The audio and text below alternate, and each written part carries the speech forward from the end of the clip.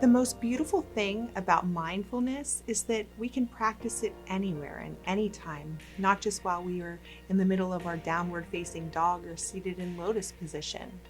Here are 6 ways for you to practice mindfulness that you probably never thought of.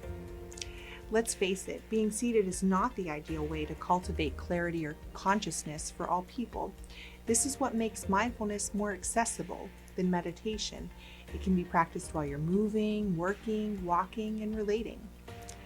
Number 1, mindful gardening. To some, it's pulling a weed, and to others, it's an act of meditation. Think about the great Japanese bonsai masters. The science backs it up, as here we note that pulling weeds and being close to the earth have very potent health-enhancing benefits. Feel the sensation of the plant in your fingers. Contemplate its origin and allow yourself to feel the texture of it between your fingers. Breathe deeply and notice the plant's scent as the air passes through your nostrils. Mindfulness in motion. A mindful hike or walk. Wondering how a normal hike or walk differs from a mindful one? Well, mindfulness is any time we tune into our experience and allow all of our senses to become activated. You can notice the way your feet feel as they're making contact with the earth.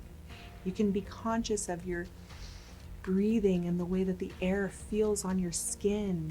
You can listen to the sounds of the outdoors around you. Mindfulness is when we are perceiving deeply. Mindful cooking. To some, cooking is a burden to bear, but as we activate our potential to be mindful, we can become enlightened through our cooking too. Use your hands when you cook. Tactile experiences easily lend themselves to becoming mindful. When we bake cookies and knead the dough, we can hone in on the temperature of the dough, the way it feels on our skin and squishes beneath our fingers. Breathe in the scent around you and notice how the foods you're cooking change in their scent from being raw to being cooked. When you're mindful, you're aware and present to everything your senses perceive. Mindful eating. Luckily, the mindful opportunity doesn't need to end when the food is done cooking. There are many mindful eating exercises that start by touching the food, considering its source, for instance, an orange. Where did it come from? How did that orange get to you?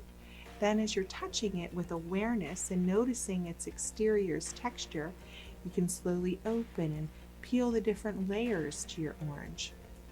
When inside, you can smell its juicy sweetness and then move into tasting it.